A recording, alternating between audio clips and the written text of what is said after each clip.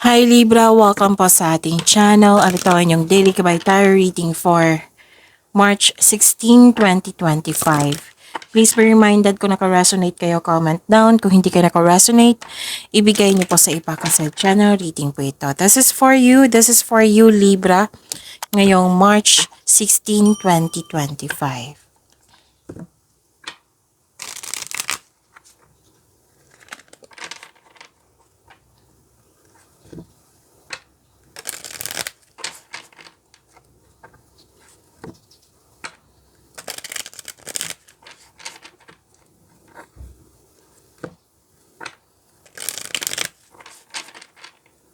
Para po ito sa inyo Libra ngayong March 16, 2025. Maraming salamat po sa inyong patuloy na suporta at maraming salamat din po sa mga hindi nag-skip ng ads. Gamitin ang reading na ito bilang gabay lamang sa mga hindi pa nag-subscribe, subscribe na po kayo at click bell notification para malaman nyo na may bago tayong video. Para sa mga gustong magpa-reading po, may lumabas dyan sa screen nyo ngayon. Panoorin nyo po at sundin ang instruction. Spirits Guide, mga ganapa para kay Libra ngayong March 16, 2025 ay need 3 cards po.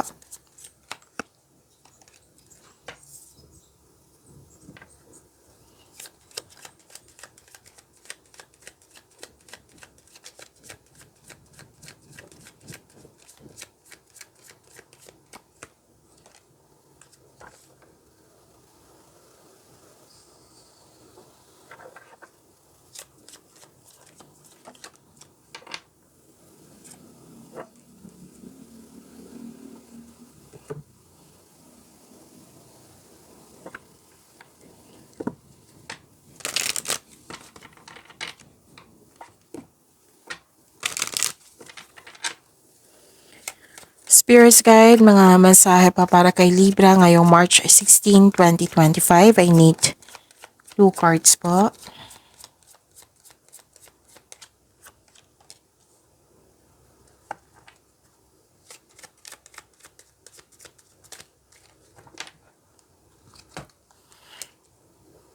Okay, Libra. Ngayong March 16, 2025. Okay. So, may loss of connection ako nakikita dito. Pwedeng nangyari ito ngayon or naalala mo siya. Naalala mo siya. Nagkaroon kayo ng loss of connection. Pwedeng space ito or loss of connection nga. Mag-ingat kasi may nakita ko dito ng taong nagsinungaling sa'yo. Oo. May taong hindi totoo kasi may mapaninlang akong nakikita dito. Or, ito ay rivalry or competition. May tuso, mandaraya. May taong against sa iyong desisyon, ideas, plano. Or, ito ay isang third party concern. Tapos nakita ko dito na pwede din temptation ito. Let's say, example ha, may gusto kang bilhin. Gusto mo talagang bilhin. Pero kung bibilhin mo siya, magkakaroon ng disbalance sa kaperahan. Pero nadatempt ka talaga. Oo. Basta maraming case itong temptation ha. Pwedeng temptation nga na regarding sa committed na pero na-tempt sa iba. May concern sa ganyan. Okay? So, mag-ingat din po sa matutulis na bagay kasi baka lang po na masugatan kayo. And wow, this is harvest time. So, claim nyo po. Harvest time. Pwedeng literal na harvest.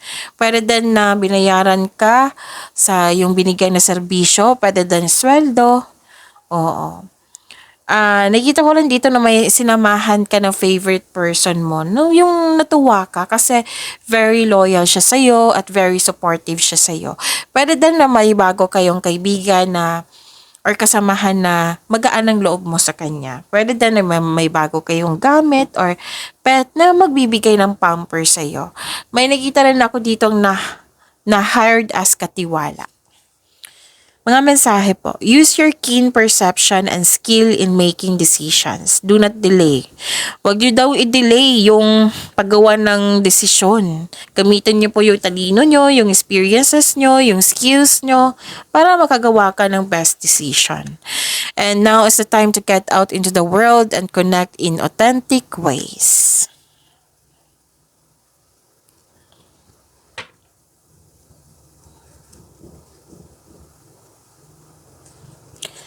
Spirits guide, energy po ni Libra ngayong March 16, 2025.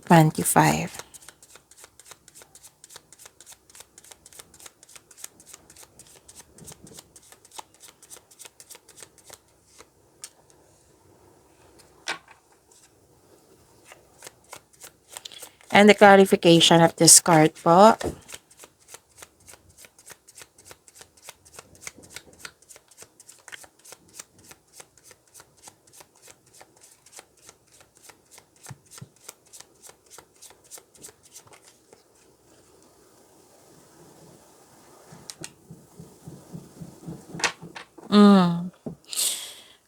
Kung may narinig kayo or may nakita kayong repeating message, meaning to say, pinupush ng cards nyo yan kasi ang ilan sa inyo hindi pa binigyan ng attention.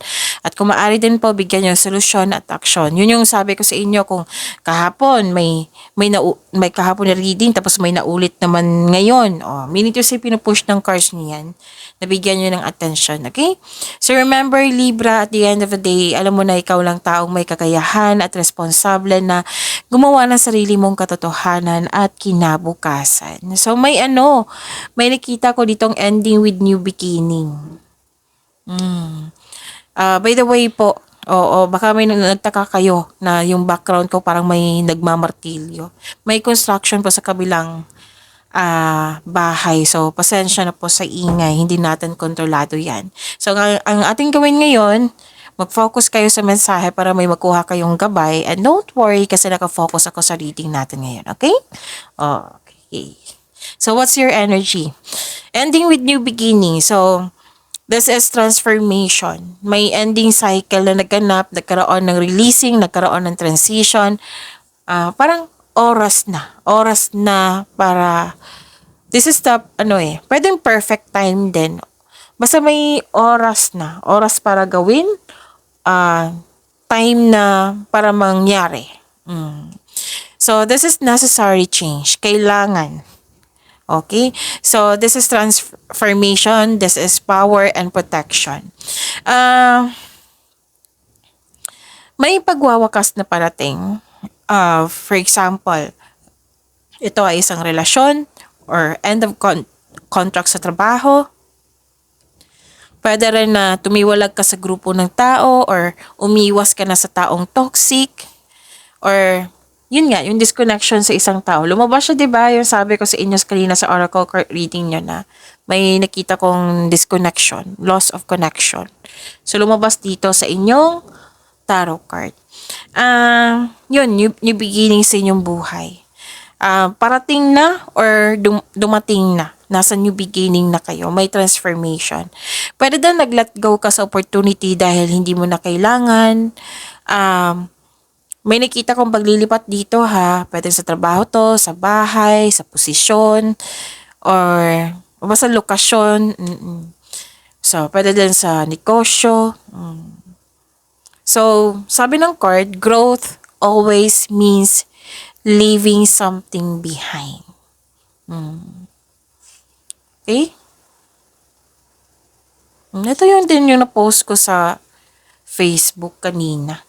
Yung growth always means leaving something behind. About growth.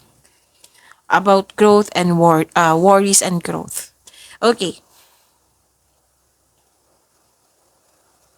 So, may transformation na magaganap in an unexpected way.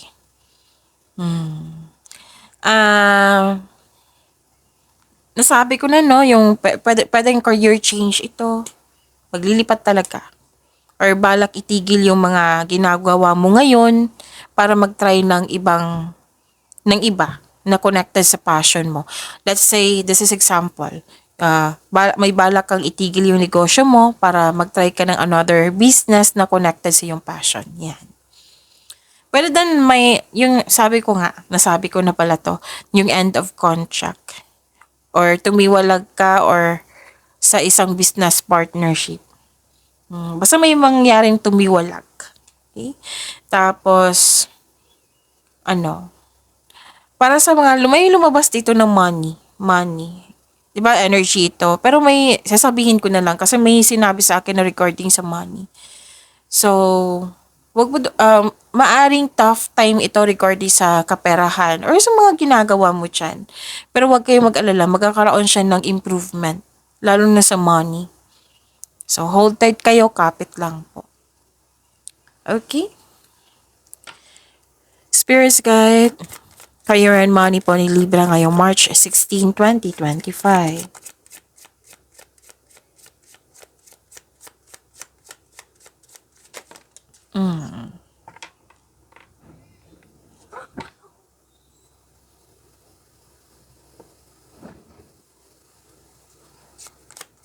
And the clarification of this card po.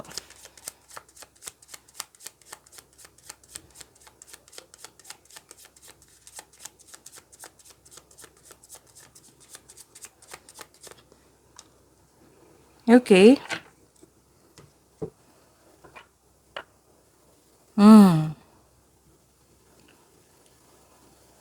Libra. Nakikita ko dito nag-overthink kayo. May anxiety ako nakikita dito, worried kayo. Ah, worried at stress ka sa yung career and money. Sa trabaho. Na magdudulot po ito ng pagkawalan ng tulog or focus. Na-stress ka dito, di ka makatulog, balisa, natatakot, naghihinala, or dumadalas ang pagkakaroon ng masamang panaginip. So, this card tells you na valid yung feelings mo ngayon, yung mga nangyari ngayon. So, that is, kailangan mong i-express mo yan at i-process. Okay? Hindi lang i-express, kundi i-process. Ang stress ay isang normal na bahagi ng buhay. Pero kailangan, sabi po ng card, kailangan mong itong labanan sa pamagitan ng pag-unawa, pagtanggap sa isang sitwasyon. Yan yung pong sagot ng card nyo.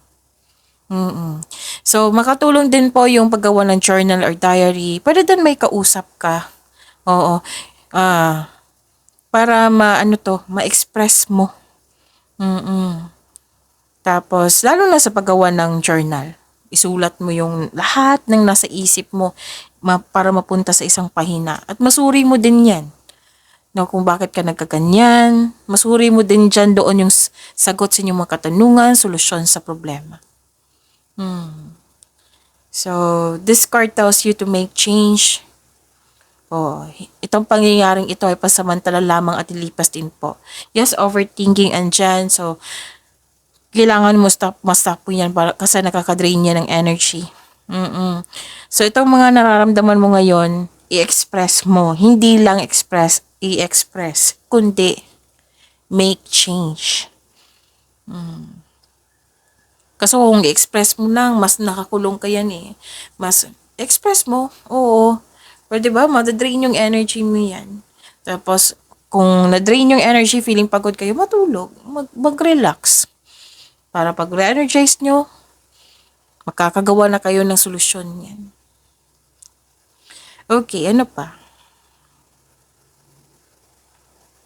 Nakikita ko rin dito na nagkaroon po ng defensiveness, assertiveness or paninindigan.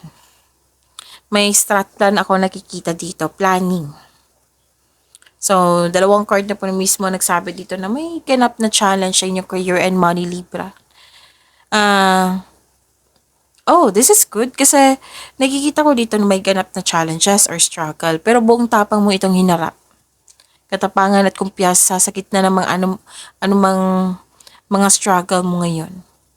May ganap nga dito na pinagtanggol mo yung kasamahan mo laban sa iba. So, huwag kayong tumigil ha. Dalawang card na po na mismo nagsabi dito na huwag kayong tumigil. Diba minsan pag na-disappoint tayo, parang tumigil tayo na for let's say, ilang hours, ilang days, na tumigil tayo na hindi tayo gumagawa ng paraan para ma-solve solusyon, ma-solve yung problema mo ngayon. So, wag po daw kayong tumigil. Dalawang card na mismo nagsabi niyan. May negotiation ako nakikita dito, Libra.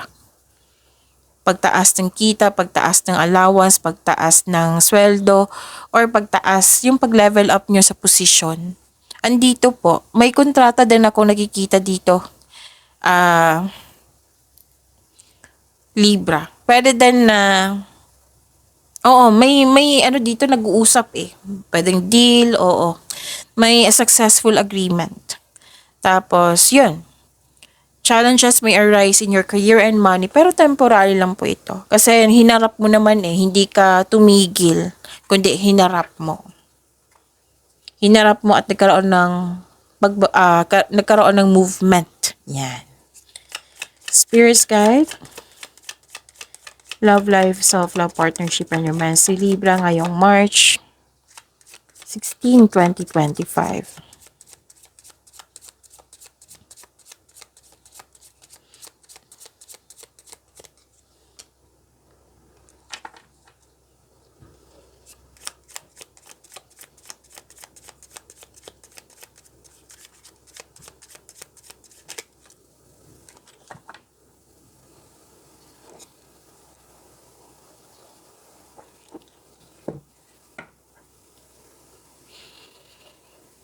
Okay. Maraming salamat po sa patuloy na tiwala. Again, maraming salamat po sa patuloy na tiwala at suporta sa ating channel. At maraming salamat din po sa mga hindi nag-skip ng ads. So this is fast action. Okay, may manliligaw or parating na manliligaw na very charming at passionate, na very active kang suyuin, Libra. Tapos may bagong, parang ang ilan sa inyo dito kakapasok lang sa relasyon. Or kakasal lang. Ano to eh, nagmamadali. Yung kailangan everyday may ganap. Kailangan lumabas kami, example to ha, kailangan lumabas kami bukas para may magaganap. Basta may gusto mo na may ganap everyday. Oo. So, wala namang masama sa ganyan. You need to make it balance lang. Kasi, kung pag sobra na, maaring masakal kayo or siya. So, you need to think about it. Okay? Make it balance. Try nyo munang, sabi ng card, try nyo munang mag-enjoy ng moment without getting too carried away. So, once at a time lang, relax lang. Ang ilan sa inyo makakatagpo ng bago while traveling.